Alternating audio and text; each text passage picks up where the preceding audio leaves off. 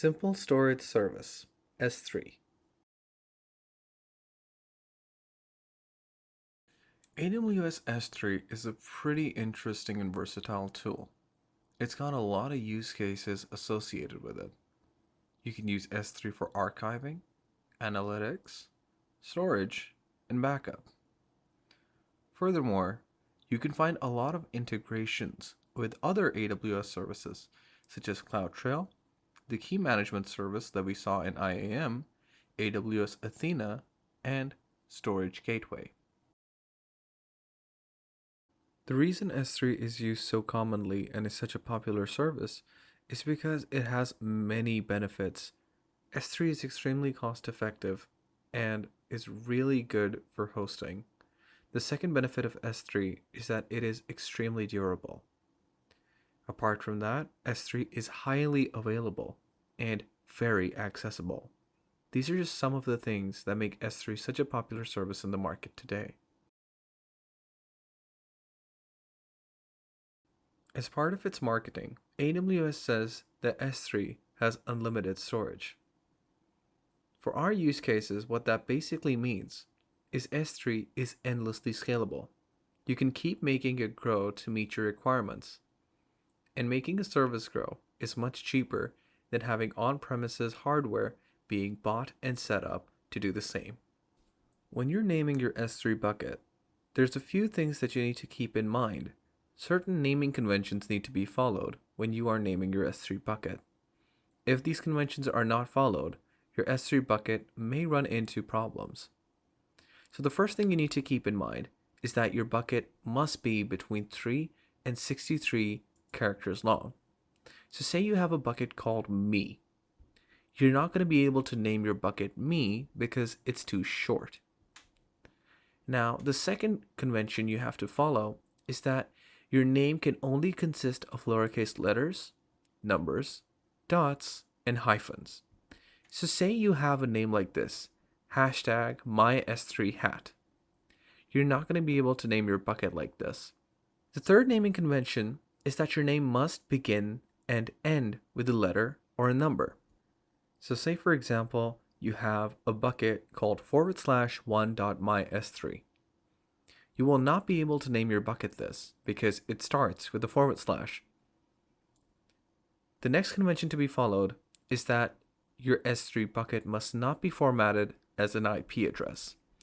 So say for example, we name our bucket 192.168.3.4. This is not acceptable and will not be able to be used as a name.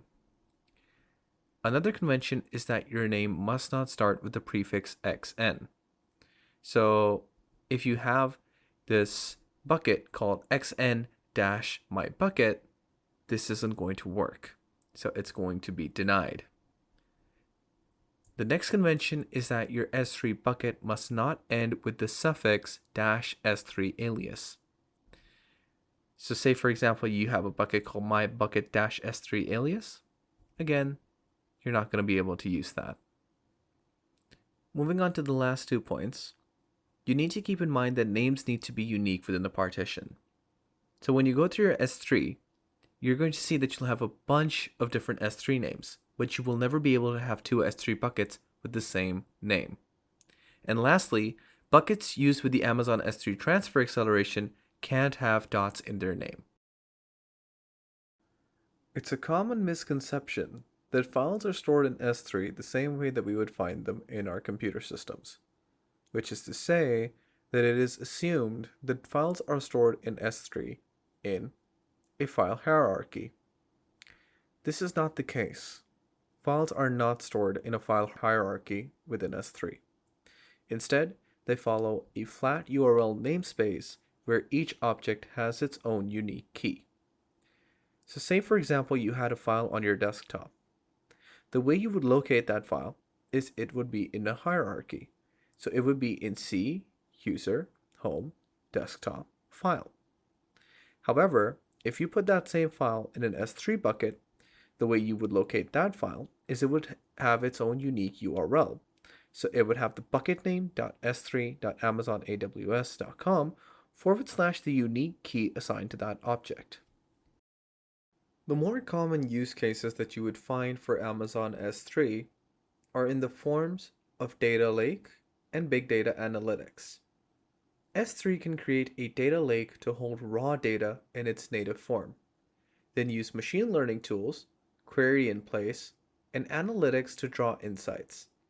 S3 works with AWS Lake Formation to create data lakes, then define governance, security, and auditing policies.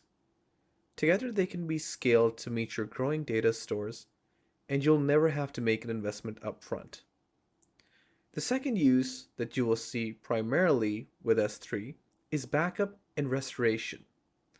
S3 provides secure and robust backup and restoration solutions. S3 storage classes. So what are storage classes in Amazon S3? Well, these are different classes of storage that you can use depending on how frequently you want to access your data. So say if you wanted to access your data a lot, then the S3 standard works perfectly for you. However, if you do not want to access your data frequently and plan to have an archive set up in an S3, then S3 Glacier or S3 Glacier Deep Archive are better options for you. And so, depending on your frequency and some other factors, you can decide which S3 bucket is best for you. You will often find that S3 intelligent tiering is used to make sure that you aren't overpaying for the use of any bucket, so that the moment certain access policies are met, the bucket is shifted from one to the other. As you move towards more infrequent access in these storage classes, the cost for storing data in each different type of class decreases. So the most expensive way to store data would be to use the S3 standard, because that one costs $0.021 per GB.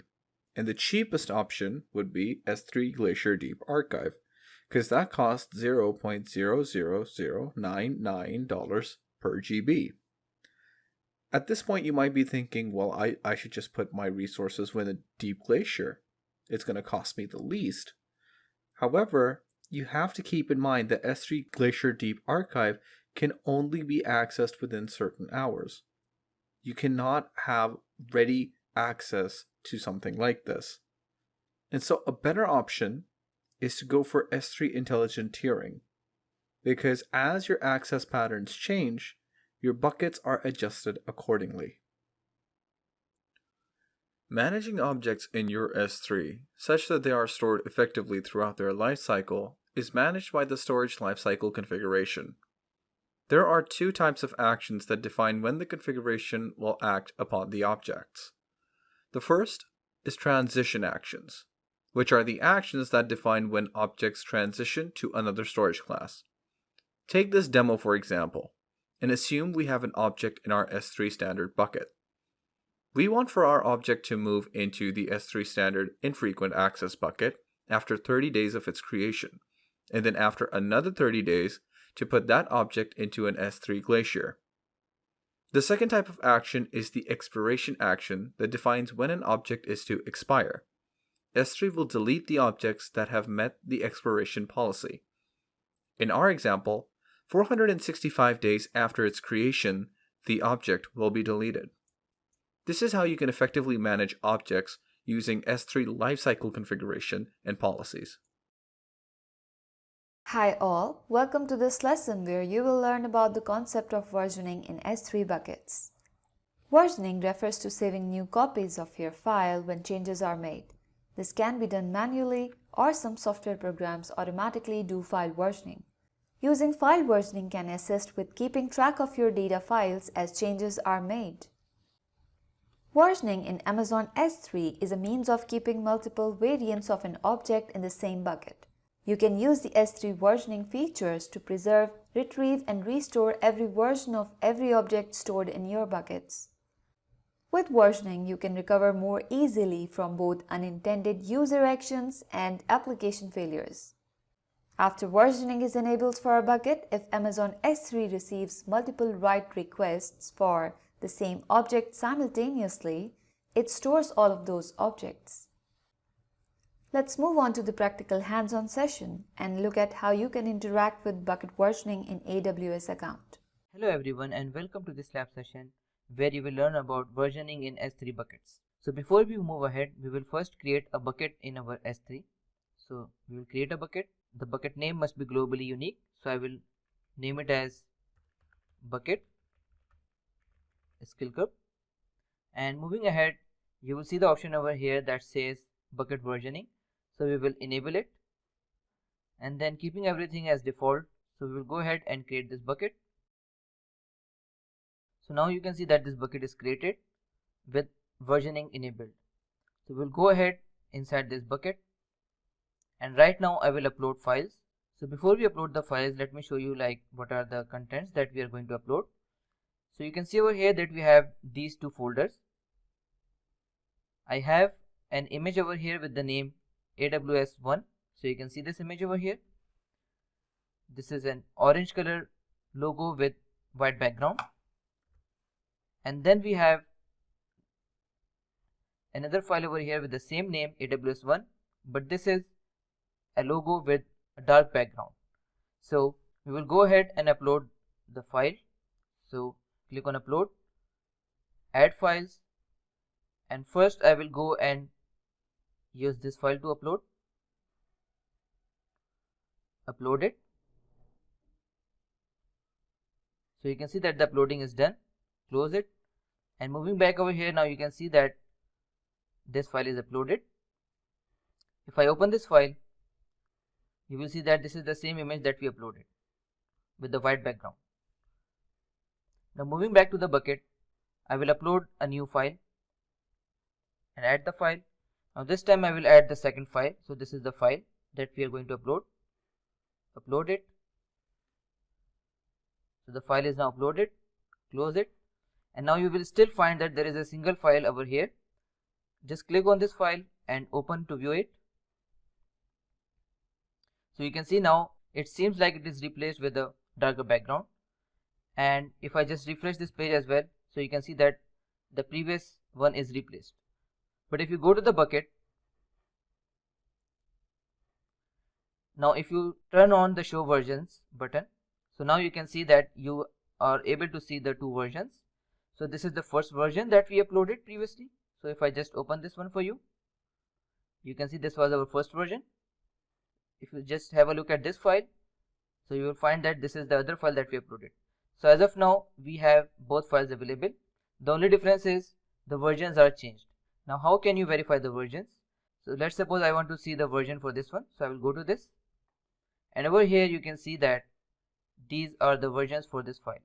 So this was the previous version, as you can see, and the current version being used is this one, which was uploaded right after this one. So you can see the time as well.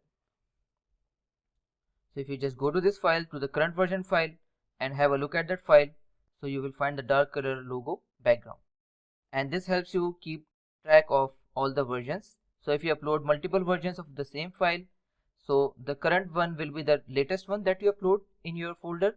As you can see in this case, this is the current one, and the rest each is listed below the current version, and you can keep track of all of your files in your bucket if you have enabled the versioning option for your bucket. So this is how versioning works in AWS S3 buckets. With this, I hope you have got an understanding of how versioning works in S3. In this session, we will look at how you can create an S3 bucket in your AWS account. So for that, I will log in with my IAM user credentials. So the account ID is the account alias for me, by the way. So I will type down skill curve. My username is Shoaib, and then this is my password. So remember my account and then sign in.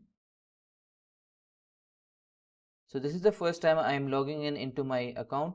So the first thing we will do is we will go to the S3 service. So you can go to the S3 service either from the services tab, or you can directly search for it in the search tab as well.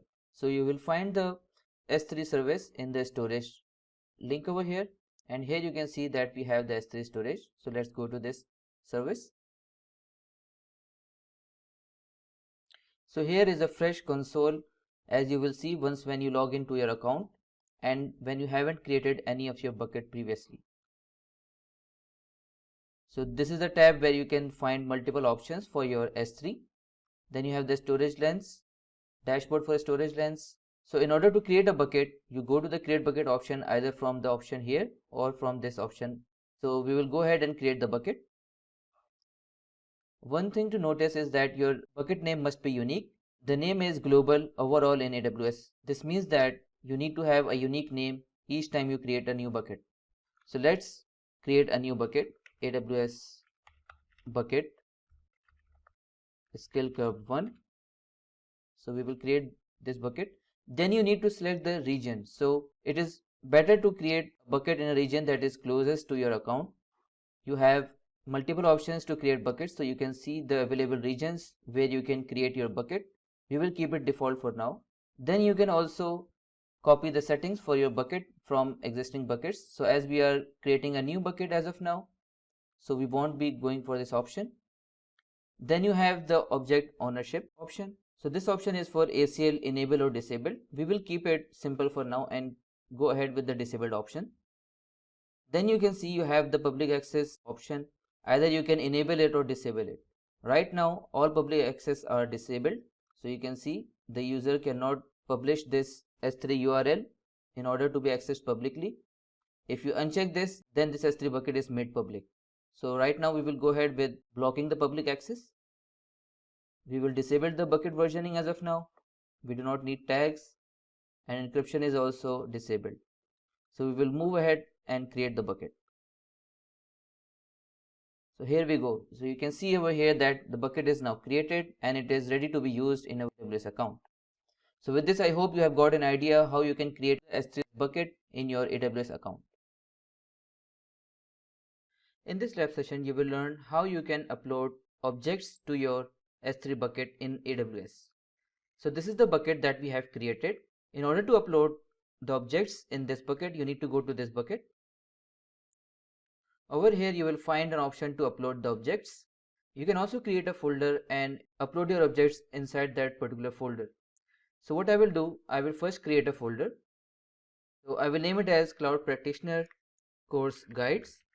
Then you have the server side encryption. I will disable it for now, and then we will create this folder. Now inside this folder, I will place the file that I need to upload. So I will click on upload, and now you can see you have the option to add files. You can also drag and drop your files directly into this particular folder. The reason I created a folder is you can now see over here that this destination does not have spaces in between. So it is always recommended that whenever you create a folder in your AWS account, in your S3 bucket, it is recommended that you do not use spaces in the folder name. So I will go back and first of all change the folder name without spaces, or you can use underscores as well. So I will just rename this folder. So in order to change this name, I will first need to delete this folder and then create a new folder with the name without spaces, because by default there is no option to rename a folder. I will go back to this bucket, and over here I will create a folder with the name Cloud Practitioner Guides, and then create this folder. Go into this folder and upload the files that you are interested to upload. So go to the add files option. I am interested in uploading these two files, so I will select them and click on open.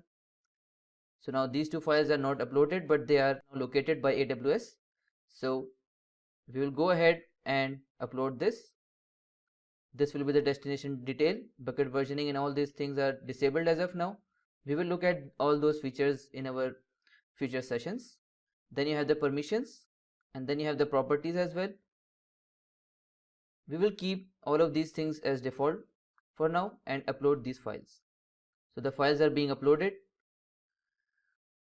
and here you can see that the files are now uploaded successfully.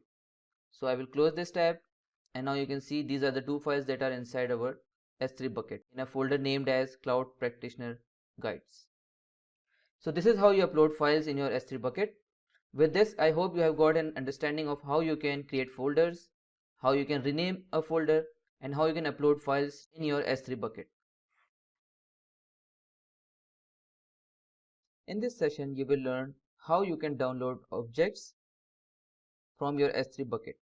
So for that, we will go to the S3 bucket. In this, you can see that we have this Cloud Practitioner Guide folder. We will go into this folder, and over here we have these two files. Now, in order to download a file, you need to select that particular file and go to the action. Now you have an option over here that says download as, and then you have an option over here that says download. So when you click on the download option, it will automatically download it to the default location of your current browser that you are using. But if you want to save this file in a particular folder in your local drive, so for that you need to go to the actions and click on download as. Now it says that you need to right click and save the link as. So I will right click, save link as, and I will go to the AWS download folder, and then I will click on save. So now you can see that the files are downloaded and you can directly open them as well. With this, I hope you have got an understanding of how you can download a file in your local drive from AWS. In this session, you will learn how to copy objects in your S3 bucket in AWS. For that, we have this bucket over here. So we'll go into the bucket. As of now, you can see we have a folder, and in this folder, we have these two files. So now what we will do, we will first of all create a folder. So I will create a folder and I will name it as Cloud Practitioner Guide Backup. So I will create this folder. Now there are two things that you can copy actually. Either you want to copy this folder as is in this guide backup, or you want to copy the contents of this folder into that particular folder. So if you are interested in copying the content, you go to the content, select all the contents in the folder, go to the action and click on copy. Now you need to give the destination as to where you want to copy these files. So we will browse our S3, and over here we will go back to the bucket, and now you can see over here we have this folder backup that we created with the same name. So I will select this folder and I will choose the destination.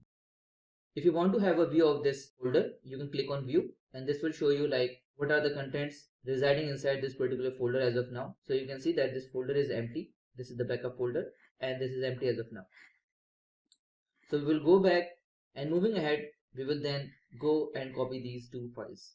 So it actually shows you as well that these are the two files that will be copied. So let's go ahead and copy these files. Now you can see that the files have been copied successfully. If you go back to this and just refresh this page, and now you can see that this backup folder has these two files in this folder. The other thing is you can also copy the folder itself. So for that, let's see how you can do that.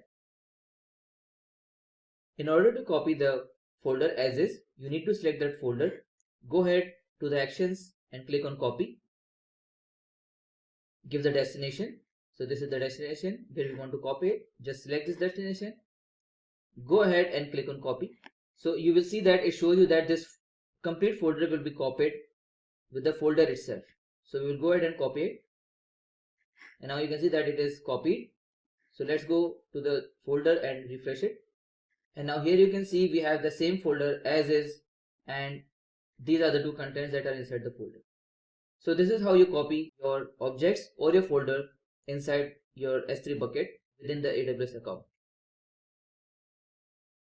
In this session, you will learn how you can delete an S3 bucket or an object file inside your S3 bucket in AWS. So for that, I will go into the folder first and going into the backup. So we have a folder over here with Cloud Practice Guides. I will select this folder, and in order to delete it, you have the option over here that says delete. Click on this. So it says you that once you delete this folder, you won't be able to retrieve the folder contents once that is deleted. So we will go ahead, and in order to delete it, you need to type permanently delete. Now you can delete the objects, and here you can see that the folder is now deleted. So we will go back and verify this. Now you can see inside the backup folder, we do not have the main folder that was here previously. In the same way, you can also delete a single file as well. So for that, you need to select a file and go to the delete option. The same way, you write permanently delete. So this is just a confirmation that you are yourself deleting this file. Delete this object, and this is also deleted. So now you can see, if you go back to this folder, for the backup folder, we have only one file left. So this was for deleting a file and a folder. Now let's see how you can delete a bucket. So we'll go to the buckets, and now you will see something interesting. When you select this bucket and try to delete it, it won't delete because it says there are objects inside this bucket, so you need to first delete it. So you can see that this is grayed out and you cannot delete this bucket as of now. So we will cancel it, go back. The first thing you need to do is empty this bucket. So you can select the folders and delete it first. Now moving back to the buckets, select the bucket you want to delete, click on the delete option, and now you can see that you can delete it. So you need to type down the name, or the easiest way is you can just copy it and paste it here. So again, a heads up call that you are actually deleting your bucket. So go ahead and delete the bucket. So now you can see that our bucket is deleted and we do not have any bucket. This is how you perform a delete operation on folders, objects and buckets in AWS. With this, I hope you have got an understanding of how you can perform the delete operation in S3. Hello everyone and welcome to this lab session. In this session, we will look at the ways using which you can access your S3 buckets residing within your AWS account. S3 is used for storing your files and content inside the AWS cloud. You can upload, download, or share these files inside your S3 account to perform different tasks. This interaction with the AWS S3 buckets can be done in 3 different ways. First one is the AWS console. For this, you need to use the web console where you log into your account and use the S3 services for AWS. You can perform all the operations instantly using the web GUI. Second one is the AWS command line interface. This is mostly used when you want to interact with S3 services using your local environment on your PC. Users use the command prompt and interact with the S3 services.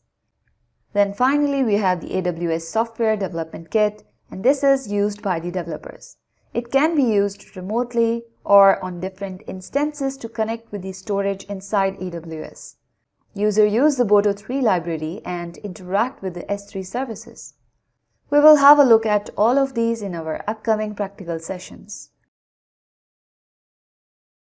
In this session, you will learn how you can interact with your S3 buckets in your AWS account with the help of the CLI tool. So over here you can see that we have 2 buckets as of now. I will go back to the CLI tool. Before you start with the CLI tool, just ensure that you have already configured your CLI with your AWS credentials.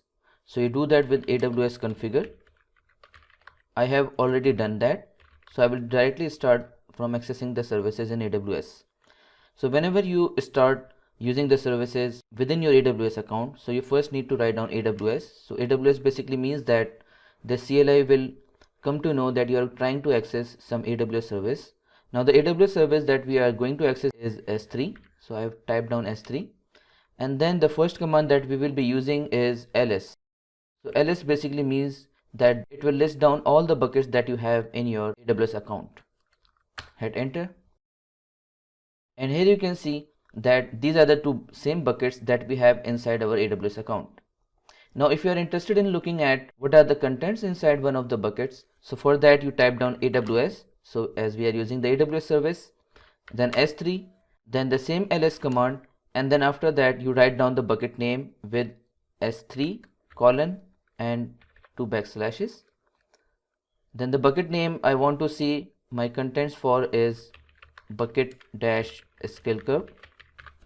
Hit enter. So here you can see that as of now we have aws1.jpg file in this bucket. If you also look for the other one, so you do not get anything, which means that this bucket is empty as of now. Alright, so this is one of the folders created with the name AWS-S3. Inside this folder you can see that we have these PDF files. In JPEG folder we have these 2 images. Then we have a single image in this folder and another single image in this folder. So I will copy this location. What I will do is I will copy all of these files in my S3 bucket with the help of this CLI tool. So let's see how you can do that. So I will just clean it out quickly. In order to sync it, so I have already copied the location. For that we use the command AWS. So we are going to use AWS and the service is S3. And then we use the sync command.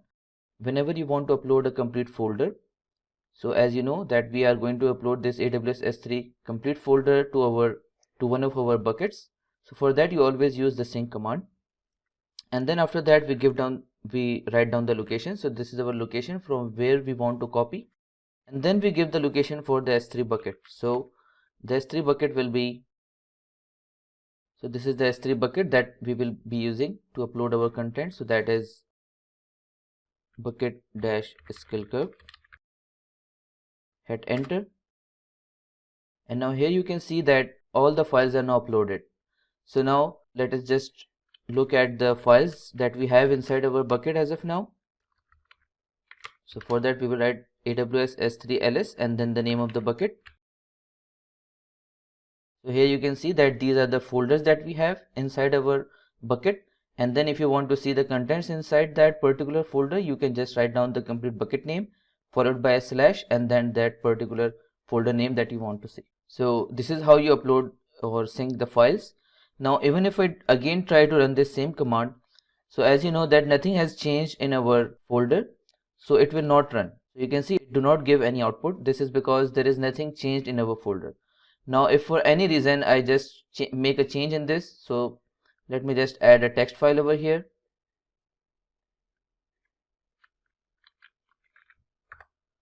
So I have now added a aws.txt file. So now if I again go ahead and run this command, so it will now only make the change to this one. So you can see that it automatically syncs and then it only uploads the .txt file that has been changed.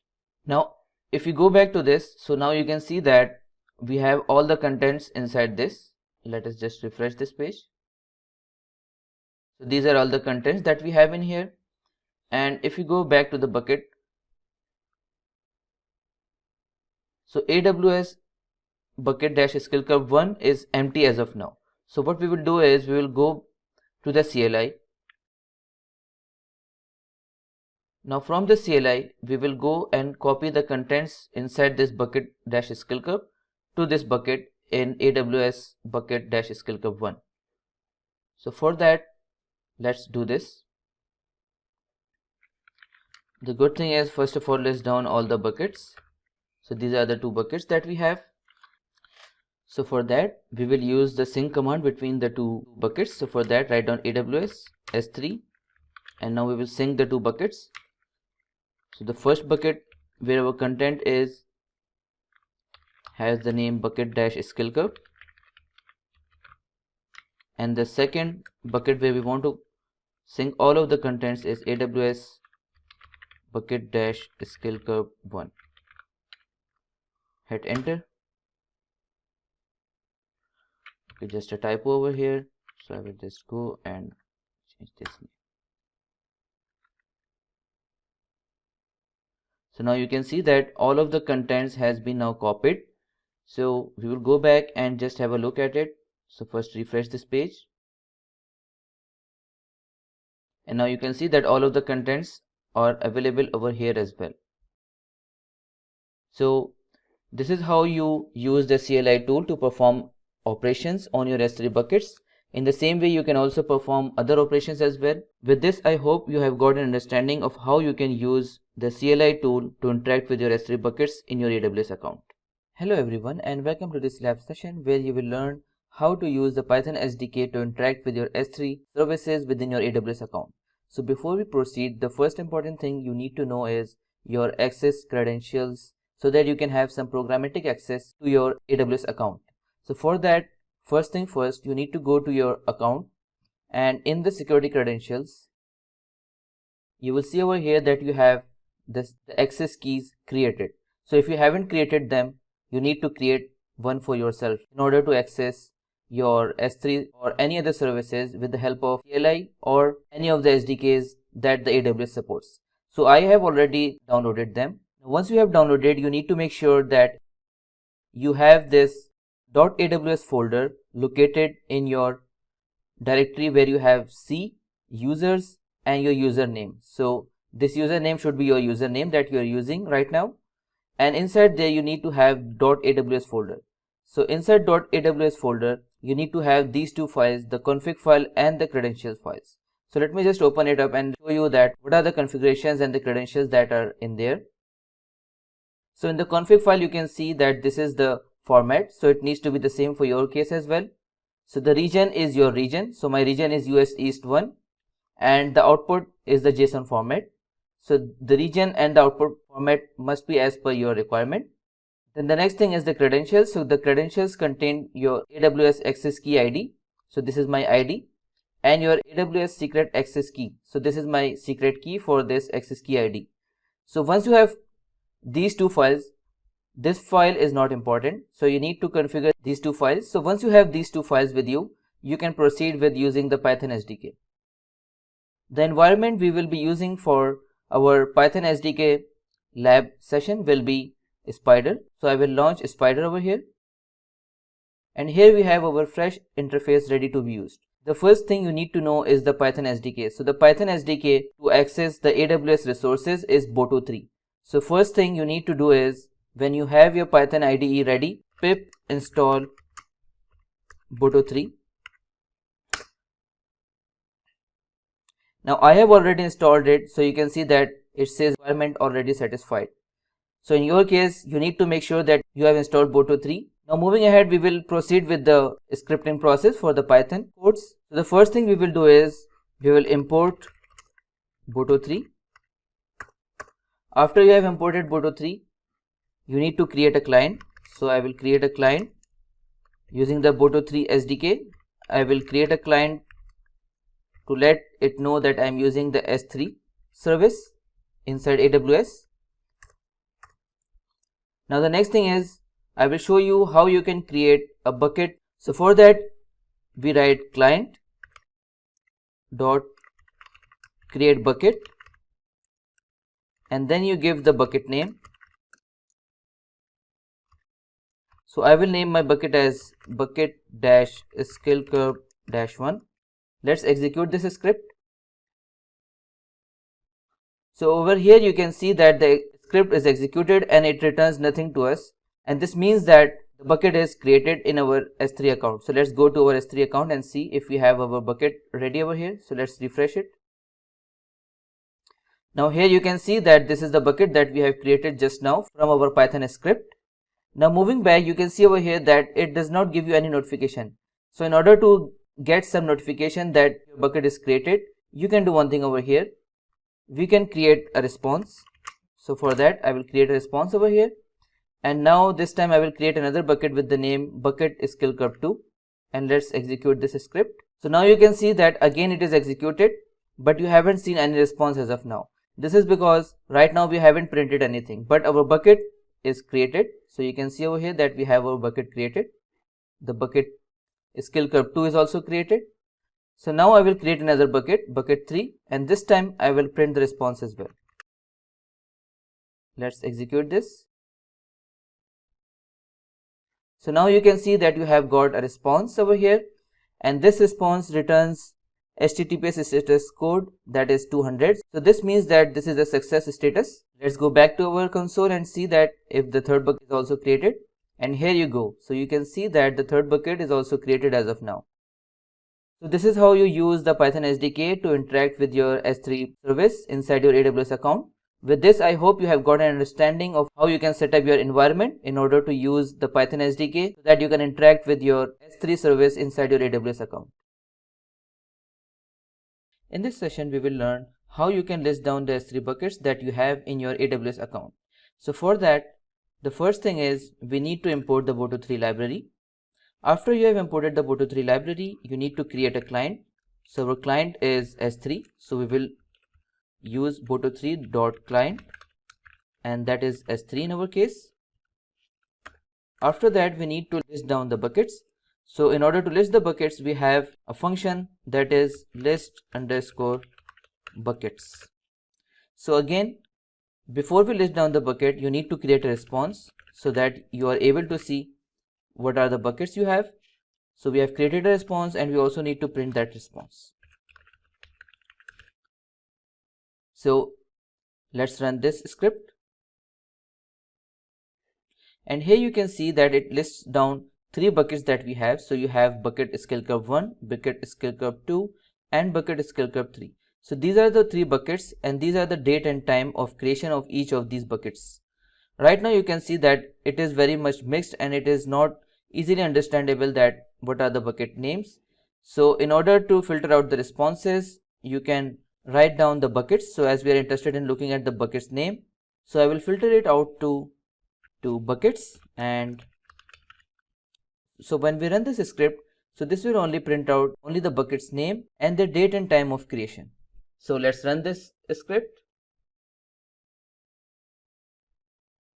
And here you go. Now you can see that you only have the bucket names and their date and time of creation. So this is how you can list down your buckets that you have within your S3 inside AWS account. In this session, you will learn how you can upload files from your local drive to your S3 bucket inside your AWS account with the help of Python SDK. So first thing first, we need to import the Boto3 library. So this will be the SDK that will help you connect this Python script to your S3 bucket inside your AWS account. Now I will paste in definition for a function that is from the Boto3 guide itself. So what does this function do is it uploads a file. So you need to give in a file name, or it can be a path for a file as well. Then you need to tell S3 that which bucket you want to upload the file into, and then you need to give an object name. So if you do not assign any object name, so by default it will take the same file name that is in your local drive. So over here you can see if the object name is none, it will take the same file name. And then we have the S3 client declared over here, and the S3 client uses the function to upload file. You give a file name, you assign the bucket where you want the file to be uploaded, and then you give object name. So let's use this function. So I will use the function, and the file that I will be uploading is this one. So you can see over here that we have 2 JPEG files, and the location for this file is this one over here. As you can see, this is the D drive. One thing to notice over here, if you want to upload a file that is inside your current directory, so you can see this is the current directory as of now. So if you want to upload a file that is inside your current directory, you directly type in the file name. But if it is inside some other directory, so you need to give the complete path along with the file name. So as you can see that this is the path, I have just copied it, and I will just go here and paste it, and then I will give the file name. So the file name, as you can see, is aws1.jpg. Before you proceed, you need to convert these backslashes into forward slashes, else you will get an error and your code won't run. So I have converted it. The next thing you need to do is bucket name. So as of now you can see we have these 3 buckets over here. So I will upload it in my first bucket. You can see it is empty as of now as well. So that is pretty much it. Let's run this script. Alright, the script is executed and it returns none. So none basically means it is a null and it has no error and the file is uploaded successfully. Let's go to our bucket and refresh it. So now here you can see you have the D drive, OneDrive, desktop, and then AWS S3 and this JPEG folder and this AWS1.jpg. So you can see that our file is uploaded successfully. Now one thing you notice over here that we have this complete folders also created. So you have a D drive folder created, then a OneDrive, desktop, AWS S3 and JPEG. So this is because you have given a complete path in your script as well. So what this script does is it creates all of these folders inside your S3 bucket and then it uploads this file in your S3 bucket after creating all of these folders. So with this, I hope you have got an understanding of how you can use the Boto3 SDK in Python to upload your local files in your S3 bucket. In this session, you will learn how you can upload multiple files into your S3 bucket with the help of Python SDK. The first thing we will do is import the Boto3 SDK library. The next thing I will import this time is the glob. So glob is short for global, and it is used to return all file paths that match a specific pattern inside your root directory that you are trying to access. So after that, we will bring the definition itself from the Photo3 guide that we have available on Git. So what this does is it will upload the file with the file name that you specify, and then to the bucket where you want to store the files, and then you give an object name. So right now you can see over here that these are the two files that I am interested in uploading to my S3 bucket. So what I will do is I will copy this location. Moving back to my script, we will write down files. So we need to specify what our files are. So we will do this with the help of glob. So this will bring in all the files that are available inside the folder. So you need to replace all of these backslashes with the forward slash. And now once when we run this only, it will show you all the files that are inside. Now let me print these files first for you. So you can see you have aws1.jpg and you have aws2.jpg, and the same is the case over here that you have these two files. Now the next thing we will do is we have these two file locations in our files stored. Now we will ask Photo3 to upload these two files in our S3 bucket. So for that we will use the for loop, and for file in files we need to upload it. We need to upload the files. So for that we will use upload file function that we just created. The file name will be the file, and we will upload it in our bucket dash skill curve dash 2. And to also know the responses of whatever is happening, we will print the output as well. So I will print the file upload status, and that is the file itself. So let's run this, and here you can see you have two none status. So this means that both of our files that are inside our local directory, these two files are uploaded. So let's go to our bucket and confirm it, and here you can see you have the D, the OneDrive, desktop, AWS S3 folder, and these two are the files that we just uploaded. And you can also notice that the complete folders that you gave path for is also created as we have provided over here. If you want your files to be uploaded directly into the root directory in S3 bucket, in that case you need to run the script in your root directory in the local folder, or you can also keep your files directly to the root location where you are running your script. So in that way you will not see all of these folders created, and your files will be uploaded directly to the root folder inside the S3 bucket. With this, I hope you have got an understanding of how you can upload multiple files inside your S3 bucket in your AWS account with the help of Python SDK.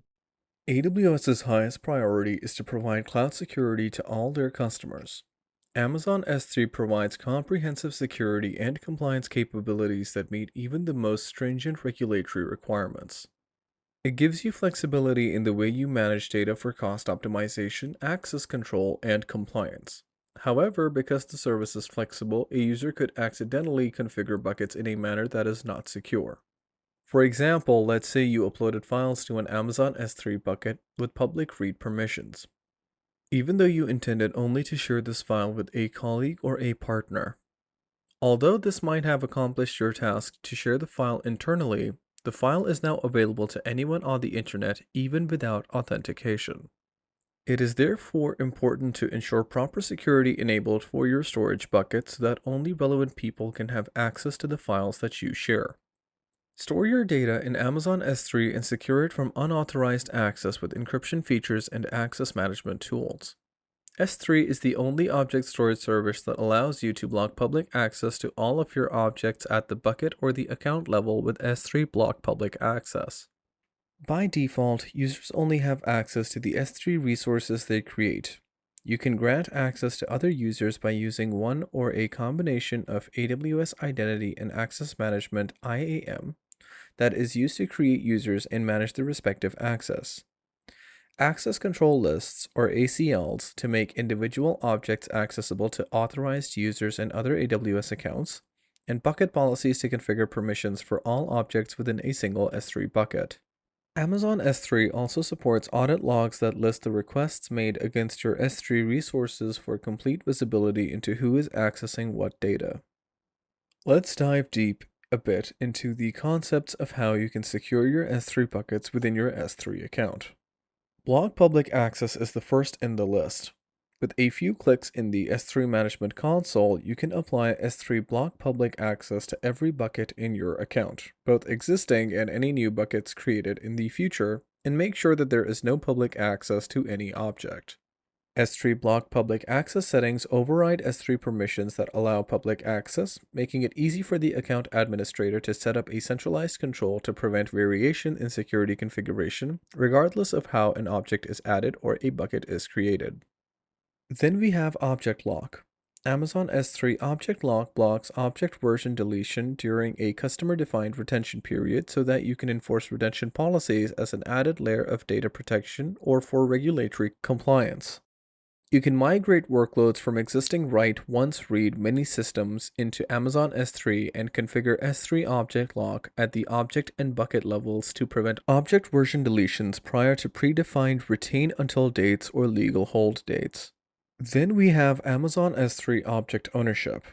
This disables ACLs, changing ownership for all objects to the bucket owner and simplifying access management for data stored in S3. When you configure the S3 Object Ownership bucket, Owner Enforced settings, ACL will no longer affect permissions for your bucket and the objects inside it. All access control will be defined using resource-based policies, user policies, and some combination of these. With this, I hope you have a better understanding of how security and access management works for S3. We have more on this topic in our next session where we will look at the access control lists and the bucket policies with practical hands-on labs. In this session, we will look at access control lists in S3. So for that, I will go to my bucket skill curve 1. In here, you can see that I have these 4 objects. One is the folder and the rest 3 are the PDF files. I will go to the permissions tab, and in the permissions tab scroll down till you see access control list. So over here you can see that we have access control list and it is disabled as of now. The reason is when we created the bucket, we selected the object ownership. So we are ourselves the owner for this S3 bucket and the objects that are inside the bucket. So when you are yourself the owner of this bucket, in that case you need to control the access to your buckets and the objects with the help of bucket policies. In order to disable that, you need to go to the bucket ownership option. So here is the object ownership option. Click on edit and click on ACLs enabled. So this will control all the actions with the help of the ACLs if you select the ACLs enabled option. Then you need to acknowledge and then click on save changes. The next thing is we will go to the ACL, and now you can see you have the edit option enabled. So I will go to this edit option. So these are all the ACL settings for the bucket level. So you have grantee over here. So grantees are the bucket owner. So you yourself or the AWS account from which the bucket was created. So they can actually list down and write objects inside the S3 bucket. And then there is the public access. So now you can see that public access is disabled. So then there are some authenticated user groups. If you have a particular group in your AWS account that you want to give access to, so you can do that as well, but that can only be to list the objects and they cannot write inside the S3 buckets. Then you have the S3 log delivery group, and the important thing is the add grantee. So you can also add another AWS account that can list and write objects inside the S3 bucket. So for that you go to the add grantee option and you need to enter here the canonical ID. So for another AWS account, you can find the canonical ID from the options.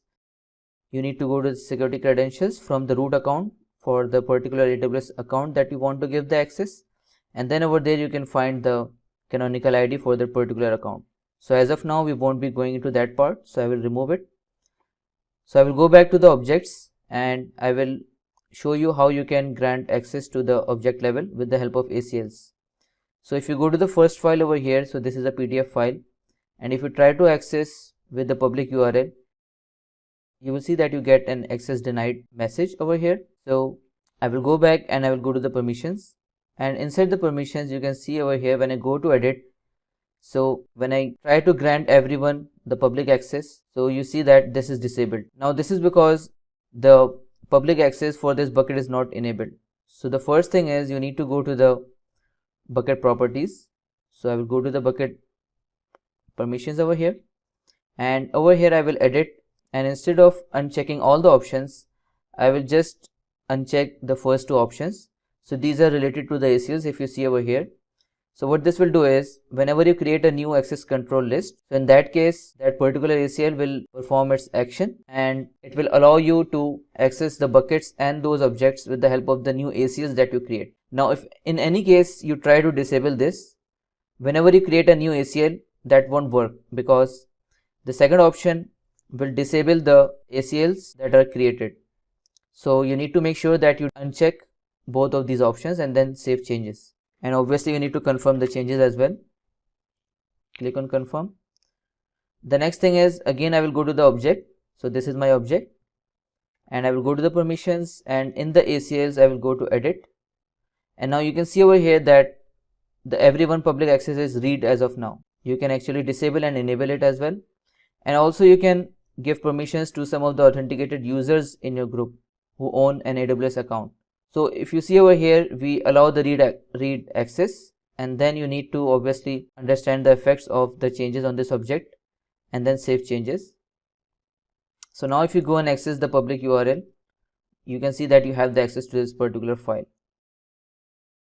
Now if I go back to the bucket properties, and in there I go to the permissions, and I only disable the access control list and save changes by confirming it.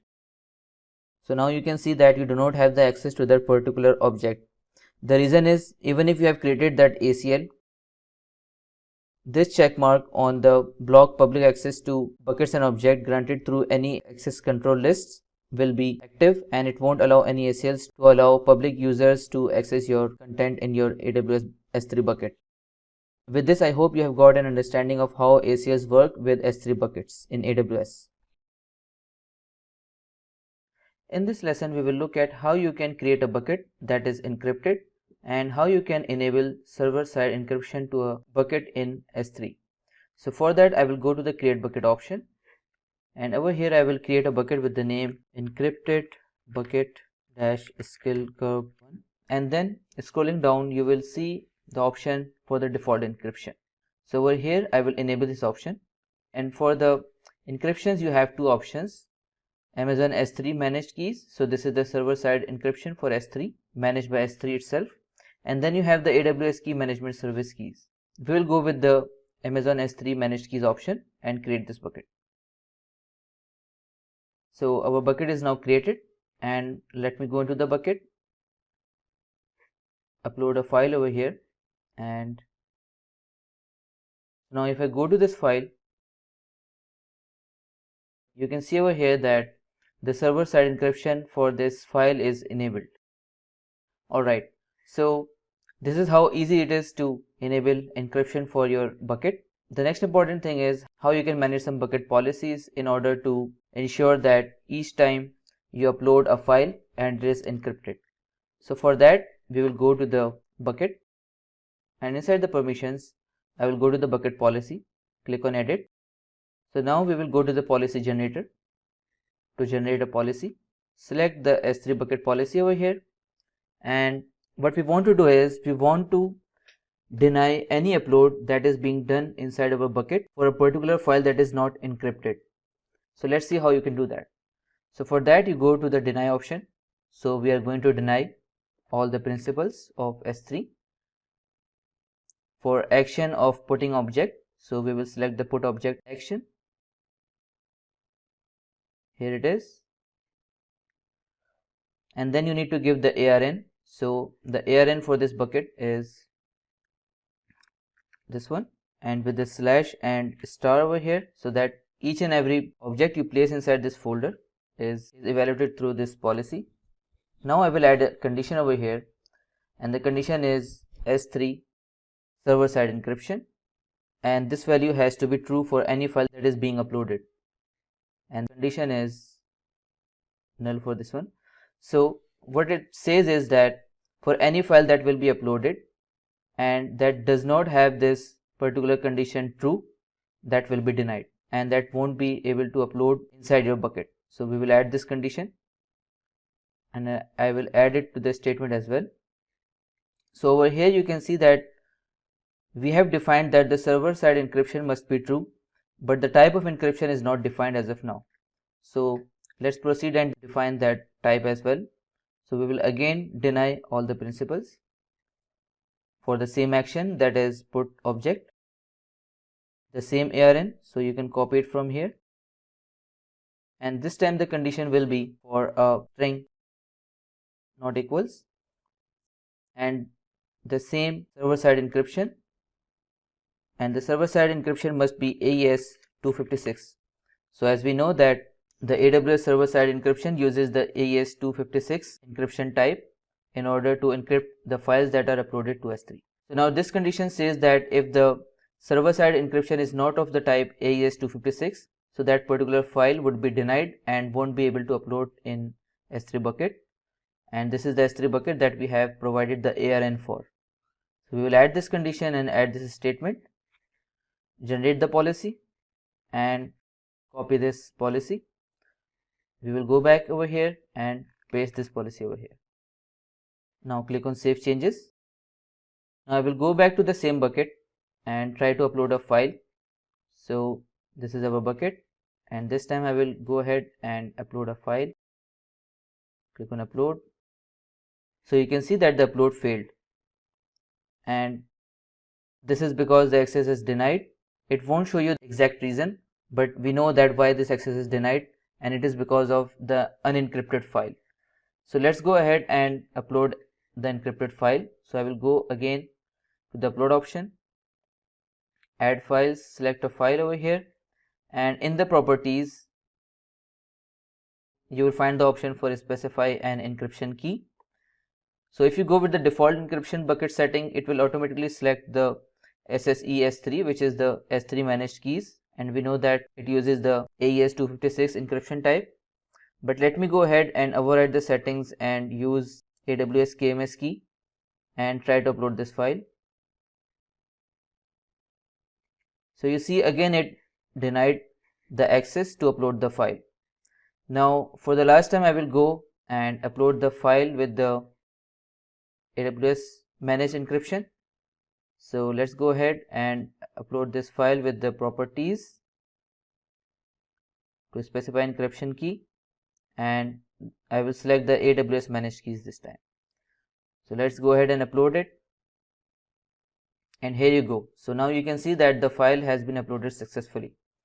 So this is how you create a bucket with encryption enabled and create policies for your buckets in S3, so that you can enforce that each time you upload a file that is encrypted with the same type as required. In this session, you will learn about S3 Server Access Login in your AWS account. Server Access Logging provides detailed records for the requests that are made to an Amazon S3 bucket. So basically, Server Access Logs help you for most of the applications.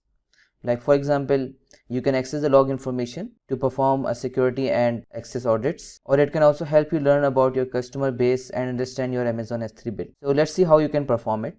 So for that, as of now, you can see we have two buckets over here. So we have bucket skill curve 1 and we have bucket skill curve 1 dash logs. For the logs of this bucket, I will be storing all of the logs in this bucket with the name bucket skill curve 1 dash logs. So the first thing you need to ensure is that both of these buckets need to be in the same region if you are trying to save your logs in a different bucket. Or there can be another case where you can save the logs inside the same bucket with a different folder name like logs or any other name that you prefer. So let's get started. So we are interested in creating the logs for this bucket. So you will go to that particular bucket for which you are interested. In the properties tab, you need to scroll down till you see the option for server access logging. So by default it is disabled. In order to enable it, you need to go to the edit option over here and enable it. Once you try to enable it, it will show you an option to select the target bucket. So the target bucket for our case, we need to browse it, and this will be our target bucket. So I will be storing the logs in this bucket over here, and then choose this path And it also prompts you that when you enable server access logging, the S3 console automatically updates your bucket policy. So this will update your bucket policy and it will include S3 log delivery group into that particular bucket policy. So save the changes. So now we have successfully edited our server access logging enabled for this bucket.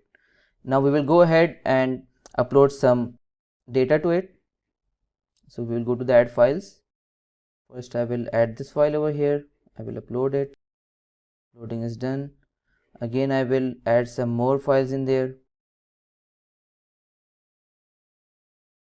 So these are also uploaded. Let me upload some more files. So this time I will upload some of the images. Upload a folder this time. So I will add a folder. So this folder is also uploaded. Now you can see there have been a lot of activity, and I will perform another activity where I will delete this one. So as of now we have performed multiple activities where we have uploaded some PDF files, then we uploaded a JPEG file and then a JPEG folder with 2 images in there, and then I deleted a JPEG image. So right now there have been some activities that we have performed on this bucket. So in order to see these activities, you need to go to the logs, but once you go here you will find nothing as of now. The reason is, once when you enable the server access logging for the first time, it takes around a couple of hours to actually enable that logging, and then you will see all the logging each time whenever you perform the activity. So the activities that we have performed right now will appear in this bucket after a couple of hours or so. Right now you can see the time is 7:10. So I will pause the video over here and we will start again and see how the logs look like. Alright, so here we are. Now we have our logs created. So by the time the logs were in creation, I also created 2 of these buckets. So no issue with that. Let's go back to the skill curve 1 logs bucket. And now over here you can see we have all of these logs created. So if I just show you one of the logs, so let me show you this log over here. You can open it. And now here this is the log that has been created. So you can see a unique ID with every log, and then you have the bucket name, then there is the date and time of creation, and then the IP address for where it was accessed from, and then all of these options. So you can see over here that we have the JPEG folder. So this was one of our activity where we uploaded a folder. So this folder was the JPEG folder, and in there were 2 images. So we had aws1.jpg file, as well as for the other one also we had aws2.jpg file. And also if we quickly look at some of the other logs as well, so let me just quickly show you one of the other logs as well. So if you just open this log, and here you can see that these are the PDF files that we uploaded. These are the PDF files that we uploaded previously. So if you now want to analyze these logs, and you can also see that it actually records each and every action as to what was uploaded and what was deleted, and who accessed and from which IP did they access. All of these information can be then extracted with the help of different softwares. So in your AWS account you can use AWS Athena to run some queries on these logs, creating a database table and then running some quick queries, and then you can extract the information like who accessed and from which IP address, either the operation that was performed that was for an upload or a deletion or moving the files from one bucket to another. So you can actually extract all of this information. So this is it for this lab session. With this, I hope you have got an understanding of how you can enable the server access logging for one of your buckets in AWS account. In this session, you will learn how to grant public access to your S3 buckets. So for that, I will go to my bucket skill curve 1.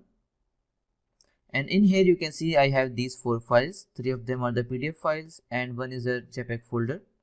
So I will open a PDF file over here, and if I just go and open this file, so you can see that I have the access to this file and I can open it because I am the owner of this S3 bucket as well as the object. So if I go to the object URL and try to open it on another browser, so you will see that I am unable to access this information because the bucket policy is not set to public access as of now. And you can see that you get an access denied code as well. So let's see how you can make your bucket publicly accessible. So for that we will go to the bucket in which we have our contents that we want to make public. and inside the bucket we will go to the permissions tab, and here you can see that block public access is by default turned on. So whenever you create a new bucket in S3, your block public access is on by default. So for that you need to go to the edit option and uncheck this block all public access. Save changes, confirm your changes and click on confirm. So now you can see that block all public access is off. But even if I go again and try to refresh this page, so you will see that still I have access denied. Now this is because we haven't set the policies for this bucket, like even if someone wants to access the URL, what he can do with this URL. So for that we will go to the bucket policy.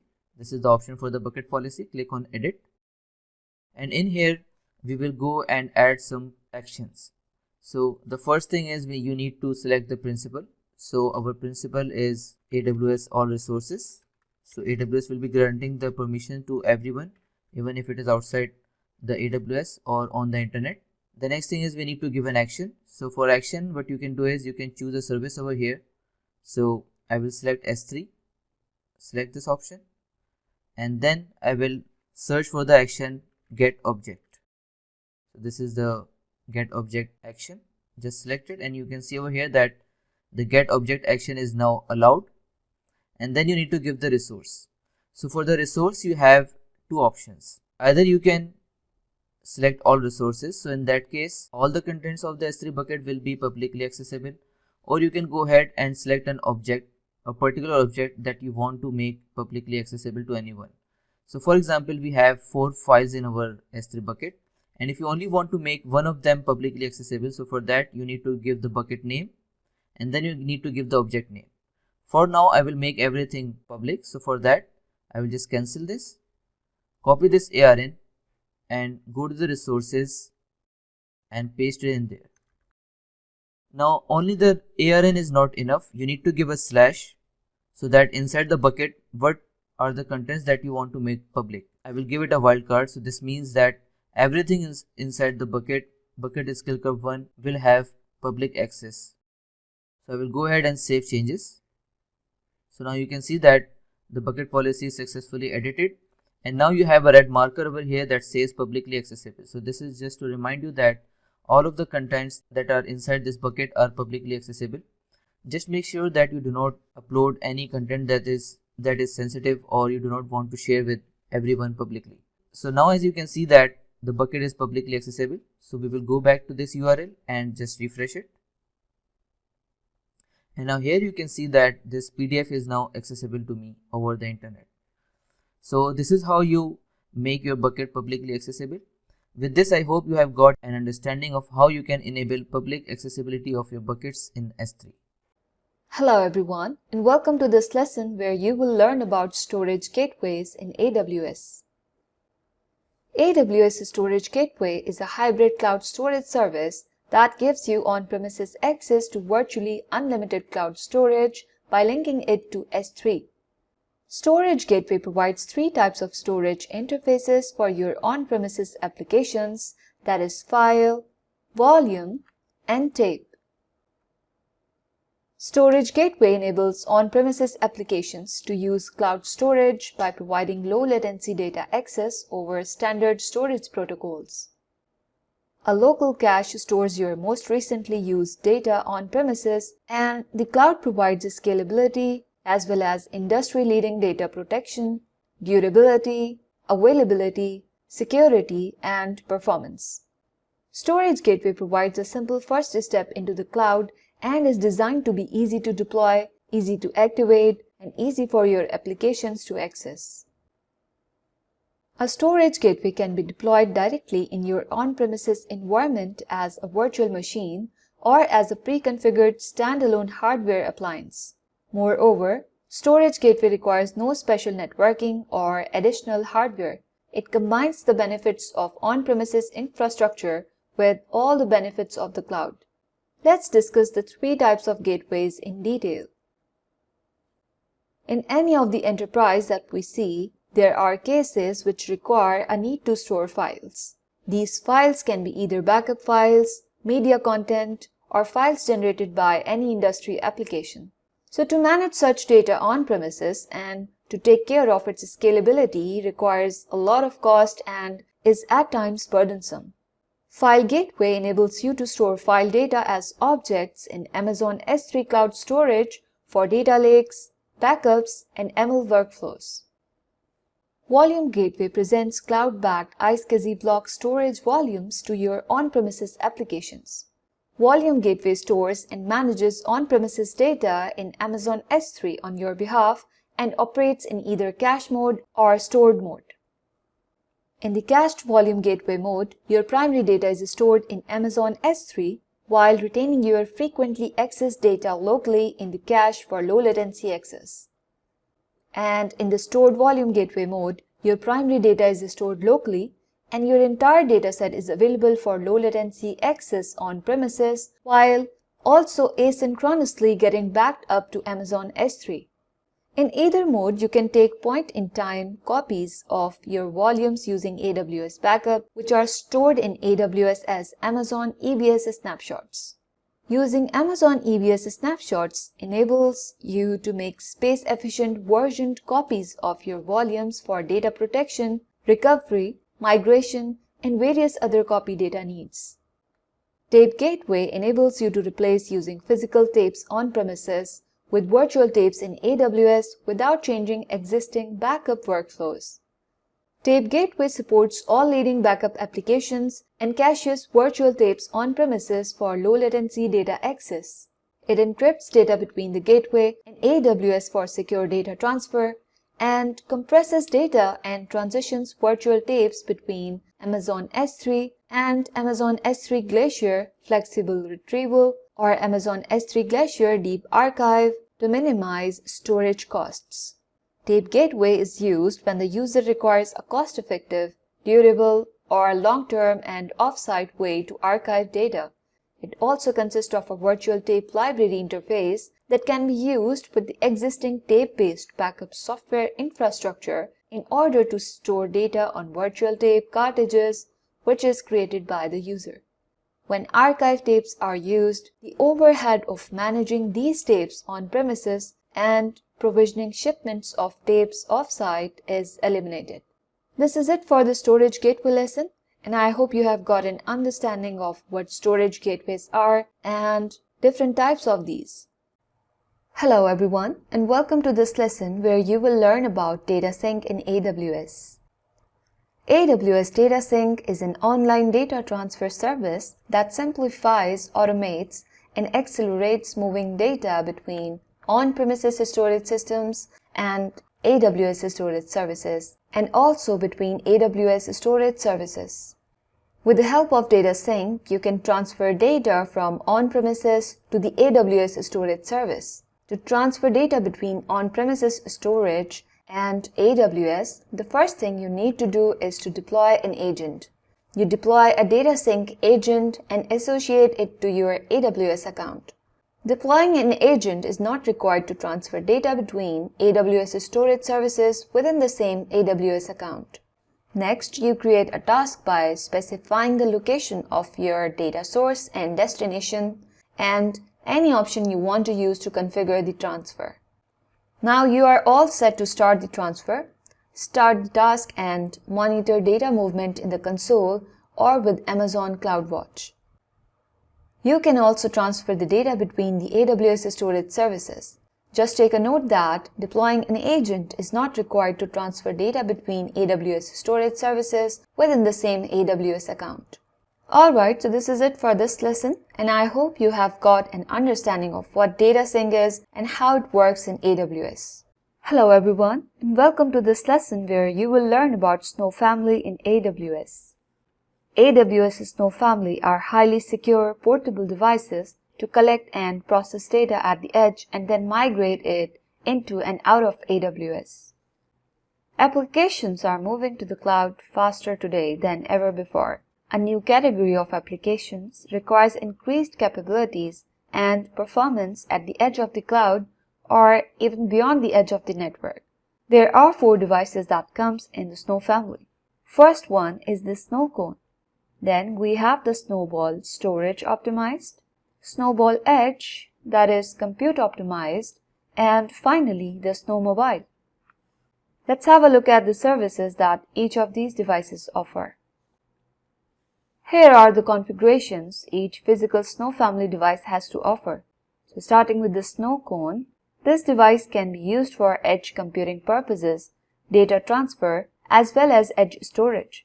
The usable hard disk space and the SSD space you see says it all about its use case as an edge storage. It also enables you to perform compute operations with 4 virtual CPUs and memory capacity of 4 gigabytes. Then we have the Snowball Edge optimized for storage. This device, even though is optimized for storage, it also has the capacity of computation as well. It is mostly used for data transfer and edge storage solutions with a hard drive capacity of 80 terabytes, SSD capacity of 1 terabytes, containing 40 virtual CPUs and 80 GB of memory. All it says why it is optimized for the storage solutions. Next is also the Snowball Edge, but optimized for compute. This device is used for edge computing purposes and data transfer use cases. As you can see, the hard drive capacity is less than the Snowball Storage optimized device, but the compute capacity is impressive. There are 52 virtual CPUs and a powerful memory of 208 gigabytes. Finally, we have the Snowmobile. This is only used for the data transfer purpose, and that too of huge amount of data for up to 100 petabytes. This is the reason there are no compute resources available for this device type. Alright, so this is it for this lesson. I hope you have got an understanding of what Snow family is, their types, and their differences. Hello everyone, and welcome to this lesson where you will learn about S3 Transfer Acceleration in AWS. Amazon S3 Transfer Acceleration is a bucket-level feature that enables fast, easy, and secure transfers of files over long distances between your client and an S3 bucket. Transfer acceleration takes advantage of the globally distributed edge locations in Amazon CloudFront. As the data arrives at an edge location, the data is routed to Amazon S3 over an optimized network path. Amazon S3 Transfer Acceleration can speed up content transfers to and from Amazon S3 by as much as 50 to 500% for long-distance transfer of larger objects. Let's look at the features of transfer acceleration in S3. By using the transfer acceleration, user gets the ability to upload data to a centralized data bucket from anywhere in the world. The transferred data can be anywhere in range between gigabytes to terabytes, and such data can be transferred on a regular basis across continents. When the data is uploaded to S3, all of the available bandwidth present over the internet can't be utilized. Hence, transfer accelerations comes to play. Alright, so this is it for this lesson. I hope you have got an idea of what transfer acceleration is and what are the benefits of using it. Elastic File System, or EFS. So what is EFS? Well, EFS is the file storage service that we associate or use with EC2. The service is optimized for lower latency access than you would find on other storage types. It follows a pay-per-use model, which is to say that there is no sign-up cost. There is no minimum fee, and you only pay for what you use. One of the beauties of EFS is that it can be hooked up to a number of EC2s. So you can have one EFS setup with your global files that you know that you will use across multiple EC2s and have multiple EC2s linked to that EFS and access those files from there. The file manager interface and the semantics are very similar to what you would find on your own computer. So using EFS is pretty simple. It's going to be very familiar to your Windows operating system or your Macintosh or your Linux. EFS is commonly used in the following scenarios. Lift and shift application support. EFS is elastic, available, and scalable. It enables you to move enterprise applications easily and quickly without needing to re-architect them. EFS enables analytics for big data. It has the ability to run big data applications which demand significant node throughput, low latency file access, and read after write operations. And lastly, EFS is really useful for content management systems and web server support. EFS is a robust throughput file system capable of enabling every content management out there. So say you wanted to create your website in WordPress or Joomla, EFS is the way you would go. Hello everyone and welcome to this lab session where we will look at how you can use the Amazon Elastic File System with EC2 instances in AWS. So before we proceed, we will go to the EC2 dashboard, and over here I will go to the security group option inside the network and security tab, and moving ahead we will go and create a new security group. So I will name the security group as EFS-SG, and this security group is for EFS demo. So just give a short description over here, keeping all the things as default. I will create no inbound rule for now, and the outbound rule is allowed for all traffic. Let's create this security group. So the security group is now created. Now we will go to the Amazon EFS, and over here we will create a new file system. So this is the name that I will be giving, EFS demo FS, and we will keep it the default VPC for now. Then you have two options over here for the availability. So either you can go for regional. So by default it will create multiple redundancy for your EFS, or if you go for a single zone, then you need to select the available zone for this EFS. EFS is available in all of these regions, so you can select one of the region as per your requirement. Now there are more customizations as well. So for that, instead of going to the create option, we will go to the customize option, and over here you can see that the options we have. So for now we will go with the regional option. Enabling the automatic backups, we will proceed for the performance mode. So you have two performance mode, the general purpose and the max IO. So if you are dealing with limited number of EC2 instances or just using it for a demo purpose, you can actually go for a general purpose performance mode. Or if you have hundreds and thousands of EC2 instances, then it is recommended that you go for the max IO mode. For now I will go ahead with the general purpose. And then you have the throughput mode. So we will be going ahead with the bursting mode, but you need to know what is provisioned. So in the provisioned option, you have the option to fix a specific amount of throughput. So you can actually set the throughput for your EFS. For now we will go with the bursting mode. And then you have the encryption. So for the encryption option, you have to create an AWS KMS key, or if you have an existing one, you can either use that as well. So keeping things simple, I will go ahead without the encryption. And then you have the tags option. So we won't be using any tag as of now. Next you have the network access. So over here you can see that we have selected the redundant mode. So our EFS will be created in all of these available zones, and this will be the subnet for each of these available zone EFS. And then we have the security group. So once it is created, the IP address will be assigned automatically. For now I will remove all of these security group, and we will assign the security group that we just created, and that is the EFS security group. So we will select EFS security group for all of these. Moving on, next we have file system policy. So we won't be creating any policy for now. Next we will review it and create our EFS. So these are the available zones where our EFS will be created, and let's go ahead and create this EFS. So it is creating as of now. Alright, so here you go. So now you can see that our file system for EFS has been created.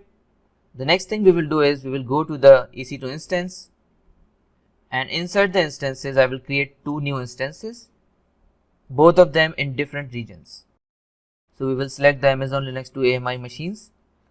Moving on, next T2 micro will be our option. VPC is the default VPC for now. And then I will be creating one of my machines in US East 1B, and then click on next. Storage is same as 8 GB default storage. Then we will go to the security group, and over here I will create a new security group with the name EC2 EFS security group, and I will also change the name over here as well, and then review and launch.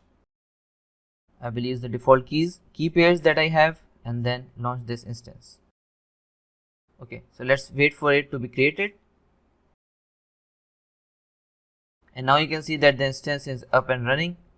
So I will just rename it to EC2 instance for US East B it was, and just save it name. And then I will go ahead and create a same instance, but this time in another availability zone. So for that I will go ahead and create a new instance with the same specifications, and this time I will select US East 1A. And then moving on next to the security group. The security group will be the same as we did for the previous one, the EC2 EFS SG. So this will be our security group. So both of our instances will lie in the same security group. Then giving it a tag for the name, and this will be EC2 US East A, and then review and launch it. Choosing the same key pairs and then launch this instance. Alright, so we will wait over here so that both of these instances are up and running. So our first instance is running. We will also wait for this instance to be up and running, the US East A EC2 instance. Alright, so now both our instances are up and running. So I will just connect to both of these instances. So I will first of all connect to my first instance, that is US East A instance, and then also I will log into my US East B instance as well. So here we have both our instances up and running. So I will just clear everything out. So this is our instance for US East B, and this is our instance for US East A. Now we will go to our Amazon EFS that we just created. Click on this EFS that you just created, and then over here you will find the option that says attach. So now we need to attach it to our instances. So for that you have two options. Either you can mount it via DNS or with the help of an IP. So we will go with the DNS option for now. So we have two options over here. Either you can use the EFS mount helper or you can use the NFS client. So the first thing you need to do is you need to install the EFS utility. So for that we will type down sudo yum install -y Amazon EFS -utils. The same thing we will do for this instance as well. Alright, so it is installed on both of our instances. Just clear it out. Next we will create directory for EFS on both of these. So sudo mkdir/EFS, and the same we will do over here as well, sudo mkdir/EFS. So our directory is now created where we will go ahead and mount our EFS. So go to the Amazon EFS, just copy this command, and then moving back, paste it over here, and then we will run it. And right now we can notice over here that we are not able to mount this EFS drive that we just tried to do with our EC2 instance. The reason is that we haven't assigned any inbound rule for this particular EFS when we created the security group. So let's go back to the EC2 dashboard, and over here we will go to the security groups, and inside the security group we will go to the security group for EFS security group, and we will give some inbound rule over here. So we will edit the inbound rule, add rule. So we will go ahead and select the NFS option. So this is the NFS option over here. So by default it is on port 2049. This can be an important question from the exam point of view as well. And then the source type will be our custom source type, and the source will be the EC2 EFS security group. So both of our instances that are inside this security group will be able to access this port for this particular NFS drive that we are going to access. So just save this rule, and now our rule is saved. So now we will go ahead, just cancel this command, and we will try to run it again.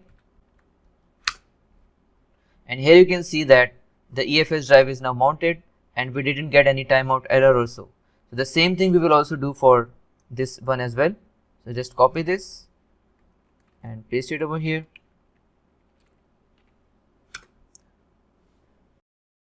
So now you can see that the drive is now mounted on both of our EC2 instances.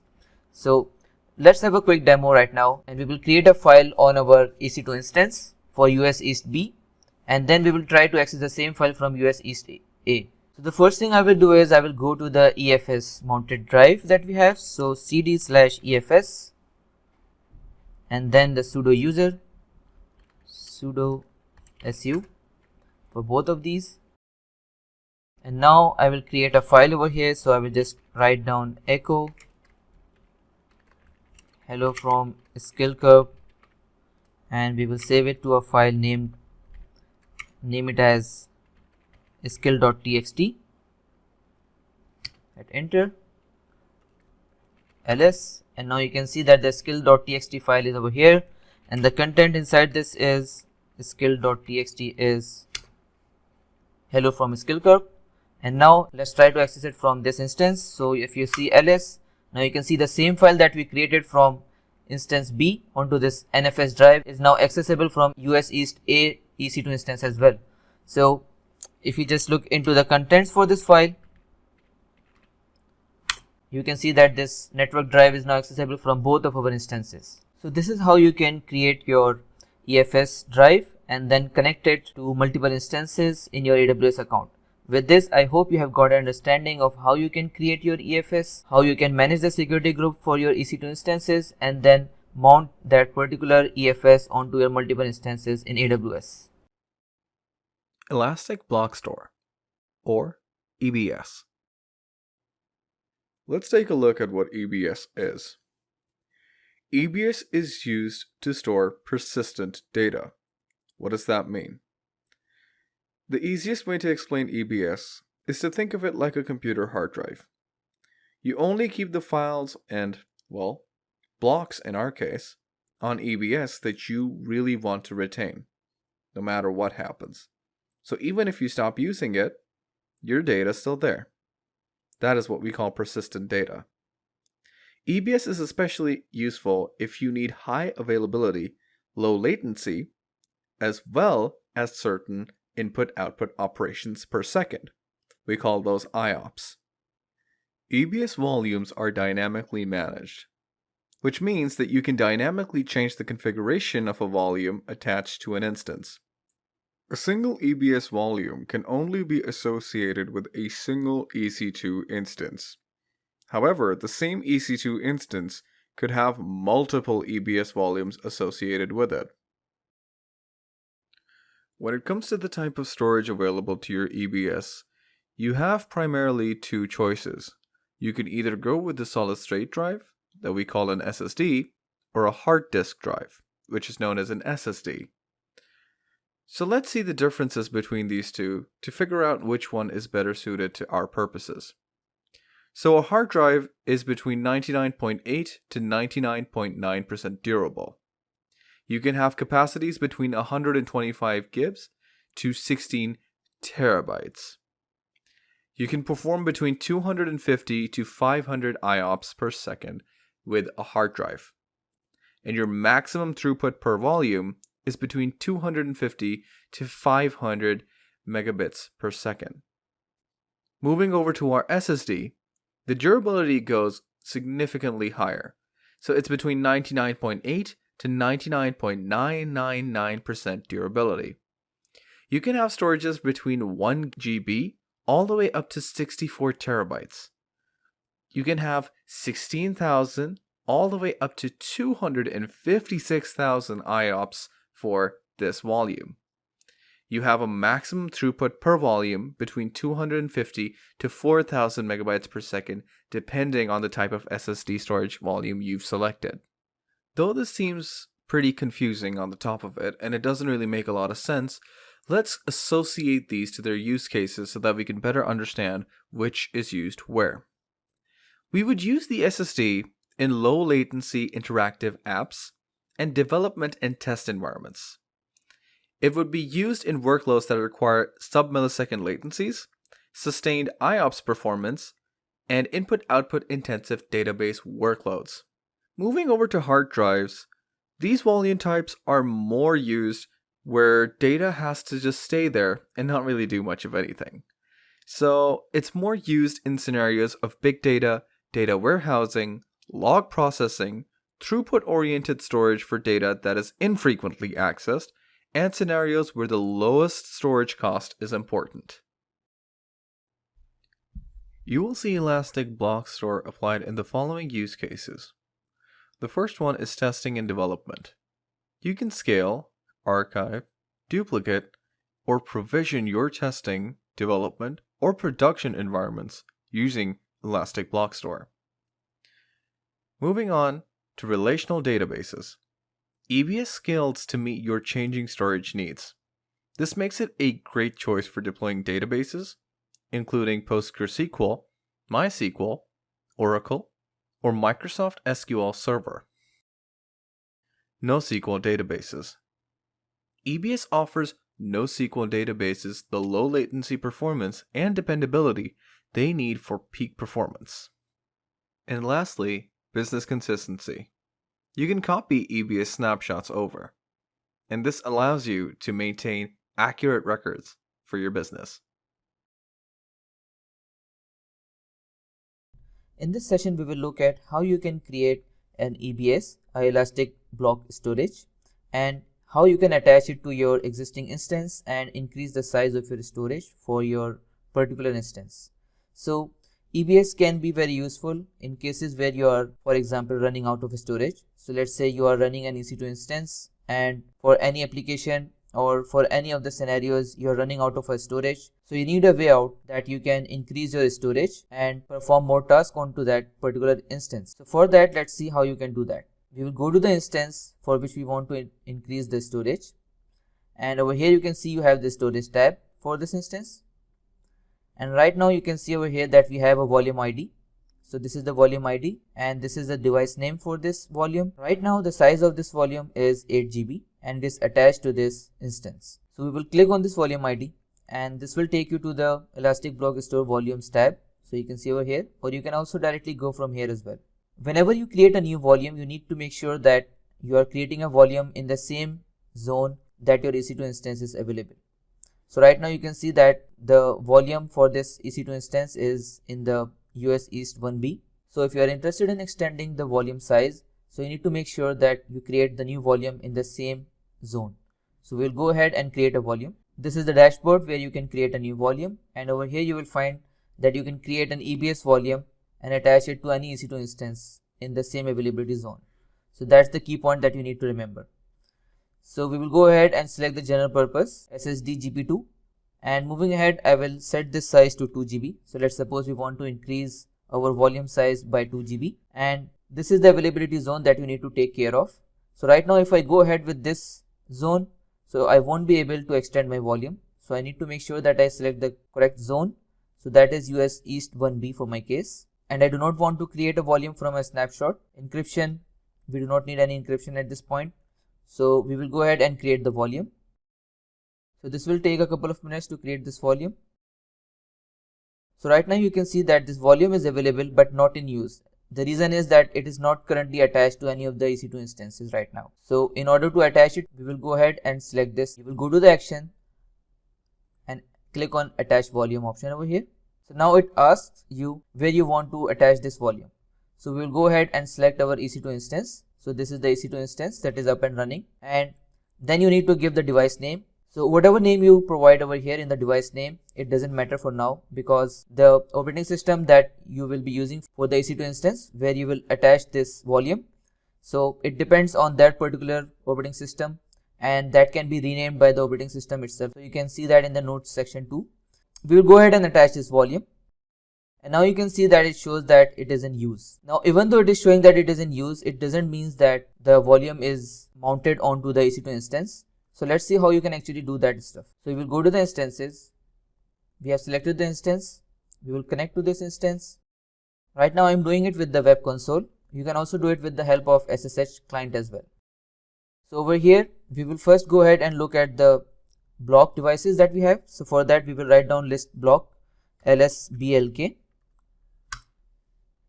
and you can see that we have 8 GB of storage, that is XVDA1, and that is mounted. So this slash over here shows that this drive is mounted as of now, and if you see the XVDF, so this is the AWS storage that we just created. So this is 2 GB of storage volume that we just created, and it is not mounted anywhere on the drive.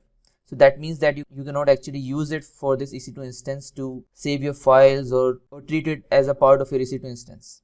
So it is just like when you are using Windows, and in your Windows operating system you have a new drive attached and you need to mount it or format it in order to be used with your Windows operating system. So, and now we will go ahead and look if we have any file system already available on this new disk. So for that we will write down sudo file -s/dev/xvdf. So this is the name for your device. Hit enter and it returns data. So that means that right now there is no file system installed on this AWS volume that we just created. So we will go ahead and create a ext4 file system on this drive. So for that write down sudo mkfs -t ext4. So this is the file system that we will be creating, and where do we want to create it? We will create it on dev xvdf. Hit enter, and here you can see that the file system is now created. So now that the file system is created, the next thing we need to do is mount the volume. So before we mount the volume to our EC2 instance, the first thing we need to create is a mount point directory. Mount point directory is where the volume is located in the file system tree. So let's create a directory. For that, sudo mkdir/data. So this will be the folder where we will be creating the mount point for this new volume. And now we can mount this volume. So to mount the volume, we write down sudo mount/dev/xvdf. So this was our volume device name. And where do we want to mount it? We want to mount it on the /data directory. And now if we do lsblk, so you can see that the drive is now mounted on the data folder. So that means that now you are able to access this volume and create files in folder and use it as a normal drive attached to your EC2 instance. So we will be looking at that particular part in our next lab session. With this, I hope you have got an understanding of how you can create a new EBS volume and attach it to your EC2 instance in AWS.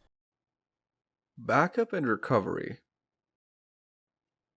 There's a lot of benefits in using backup and recovery services provided by AWS. One of the major benefits is that it has significant data durability.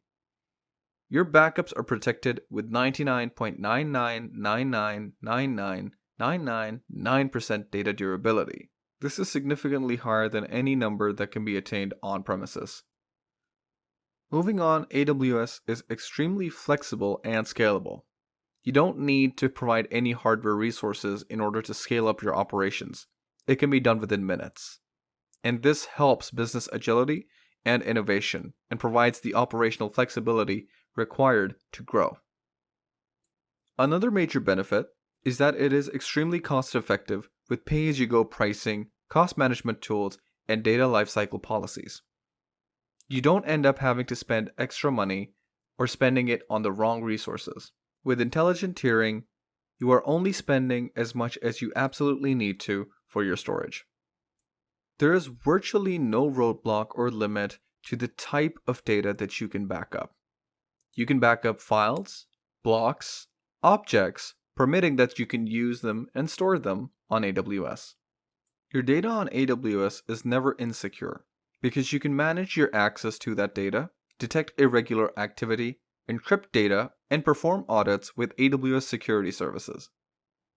Lastly, AWS has extremely fast means of data transfer.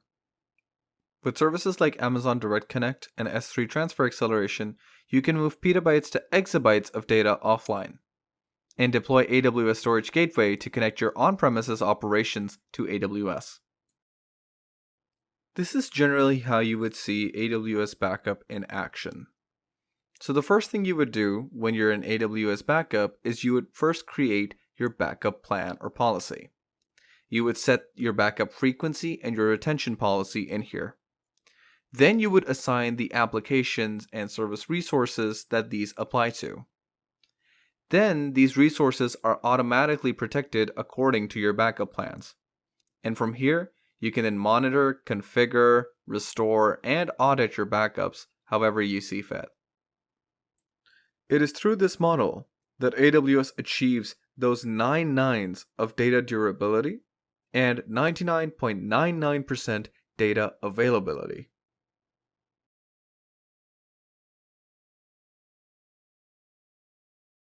Okay, so now we're going to host a static website in an S3 bucket on our AWS and see how we need to go about doing that.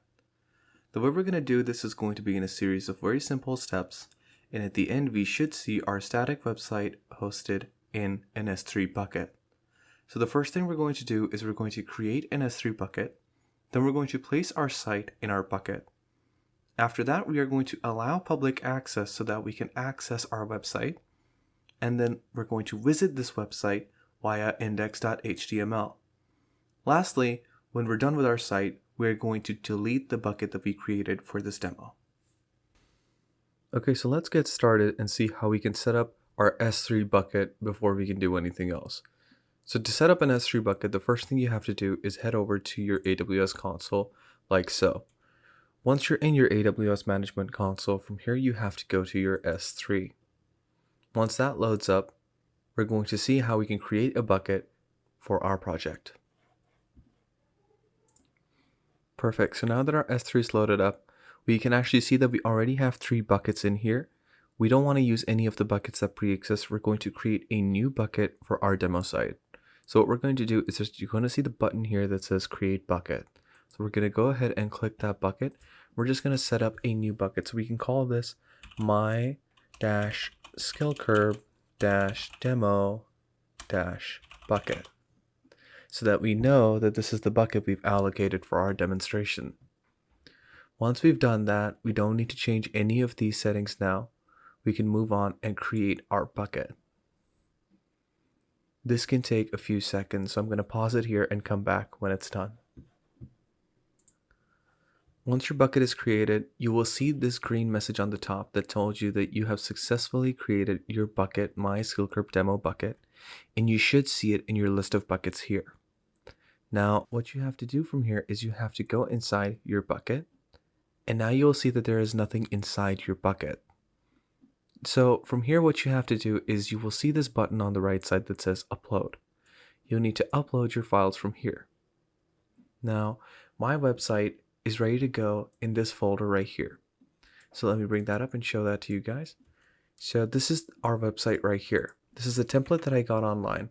So that's what we will be using to set up our static website today.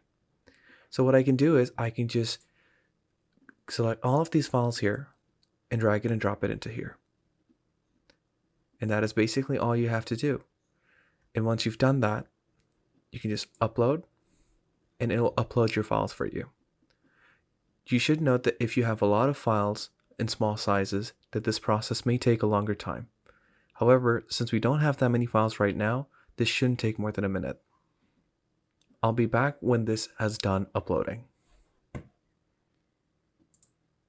Okay, now everything that we had to upload to our bucket has been uploaded. Since we don't need this anymore, I'm just going to go ahead and close that and maximize this page. So you can see that all of the files that we had to upload to our bucket have been uploaded. So we can close this and go back to our S3 bucket. And there we go. We can see that the folders are coming in nicely along with everything else that we need for this bucket. Now what we need to do is make sure that this is publicly accessible. The way we're going to do that is we have to go into permissions. Now when you go into permissions, you'll see that you'll have this green tick here which says that all public access has been blocked. We don't want this to be the case, so we need to edit this. And we need to uncheck this box that says block all public access. So we uncheck that box, make sure no boxes here are ticked either, and then we save the changes. And once you do that, because this is generally a dangerous setting that they don't want you to do, they want you to confirm the settings manually. And you have to do that by writing confirm. So we're just going to do that and confirm. And once that's done, you'll see the successfully edited block public access settings for this bucket message show up on the top. Now when you come back, you'll see that block all public access is off, but it doesn't end there. We also need to set a bucket policy. So you'll see this button here that says edit. We need to go here.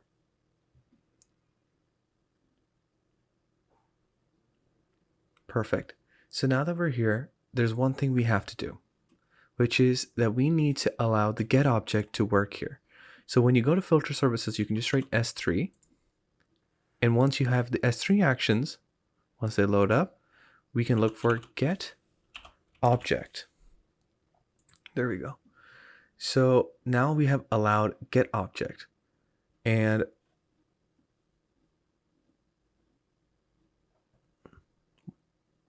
now we can go ahead and try to save these changes. It's going to give you an error at the bottom. And the API response is going to be that you need the field principal to have something in it before you can save these settings. So what we're going to do is we're going to go over to principal here. And we're just going to put this little field here. Of course, we need those brackets. And so we're going to put those there. And now what this does is it tells AWS basically that I'm hosting a website in this S3 bucket. And so it's going to manage itself accordingly. However, we're still not done here because we've left this resource empty. So if we go ahead to try to save these changes, it's going to give us a new error. There we go. So now you can see that it says that the action does not apply to any resources in the statement. And so what we have to do now is we have to go ahead and give it the resource. So we can remove these brackets and we can take the bucket ARN from here. So now we have our bucket ARN, but it doesn't stop here because this is just the bucket. We haven't specified any resources yet. The resources are all the objects within the bucket. So we would say that /* to apply this to all the objects inside the bucket. And when we've done that, we can save these changes and it should save successfully. Now, once we've done that, we can go back to our objects and we can head over to our index.html. So if we get in the object URL, we can just click our object URL here and it should open up as a website for us. And there we go. The site's loading up. Of course, this may take longer than just try running it on your local machine because of course it takes the resources from the bucket and so that resource can take some time to load. And now we're in our website. So as you can see, this is a really basic website. It's just a static website, a template really. And it's just here to show you how we can set up our bucket. We have a bunch of nice pictures and animations here. Well done on making it this far. This is from Shoaib. Congrats on setting up your S3 website. It's me. And this is how you would set up a static website in your S3 bucket. So now that you've set up your website, say that you just wanted to do this for demonstration purposes the same way I'm doing it today. So what we can do is we can simply go back to our AWS and get this bucket taken down and deleted. So let's go back to our AWS and see how we can do that. Okay, so here we are back in our S3 management panel, and we can see all of our S3 buckets, our buckets right here. And now we're done with our website. So we just want to take it down and get rid of the bucket. So it's really simple. The first thing we have to do is we have to click on this bucket and we have to empty out the contents. So if you click this button here, it'll ask you, do you want to permanently delete all the objects in this bucket? And since we do, we have to write permanently delete in this field here. So I'm just going to write that down, permanently delete. There we go. And once you do that, it shouldn't take too long for it to delete or completely empty out all the contents inside your bucket. As we can see, there's a status bar here, and yep, it's gone, and now this bucket is completely empty. We can confirm this by visiting our bucket and seeing what's inside. So let's see what it gets when it loads objects. Nothing. It has no objects. We've emptied it out. And so we can go back, and now we can go ahead and we can delete this bucket. So to delete the bucket, it's going to confirm with you whether or not you actually want to delete this bucket. And to do that, you would have to write the name. So we can just copy the name over from up there and paste it down there. And we can delete the bucket. And there we go. Your bucket has now been deleted. And we should be seeing the original 3 buckets that we saw the first time we came into the Amazon S3 management panel. Yep, there we go. So this was a simple demonstration on how you can set up a static website using Amazon S3.